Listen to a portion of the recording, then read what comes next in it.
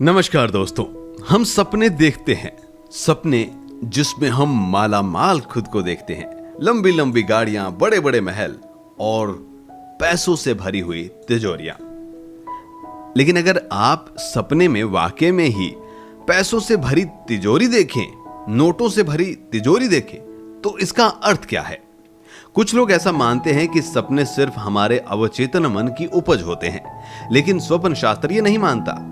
सपने हमारे जिंदगी से जुड़े होते हैं। हर एक सपने का विशेष मतलब है। सपने हमारे जीवन में आने वाली परिस्थितियों के बारे में इशारा देते हैं। स्वप्न शास्त्र में अच्छे बुरे सभी तरह के सपनों के बारे में बताया गया है। लेकिन क्या आपने सोचा है कि अलग अलग तरीके से अगर सपने आपको दिखते हैं तो उसका अर्थ क्या है? कुछ ऐसे सपनों के बारे में मैं आपको बताने जा रहा हूं जिनके दिखने से आप माला माल हो जाएंगे, यानी कि तिजोरी भरा सपना जो आप देखते हैं वो पूरा हो जाएगा। इसमें पहला है नदी में स्नान करना।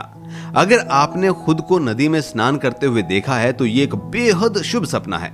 माना जाता है कि इस सपने से दरिद्रता को दूरी मिलती है, यानी कि नाश होता है, और आप धीरे धीरे धन धान्य से भर जाते हैं। आपने अगर किसी और व्यक्ति को नदी में स्नान करते देखा है तो इस सपने का प्रभाव उस व्यक्ति पर भी पड़ेगा।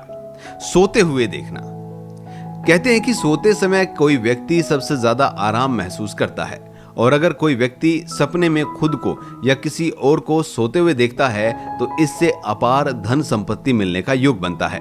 जिन लोगों को इस तरह का सपना दिखे वो अपने घर के बुजुर्गों को इसके बारे में जरूर बताने चाहिए। दिव्य चरणों का स्पर्श।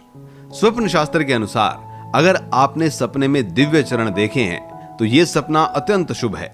साथ ही अगर आपने उन दिव्य चरणों का आदर के साथ स्पर्श भी प्राप्त कर लिया है तो इससे आपको नोटों की तिजोरियों के भरे होने का सबूत मिल जाएगा। इस सपने से हर किसी की समस्या दूर होती है और यह सपना बहुत कम भी दिखाई देता है।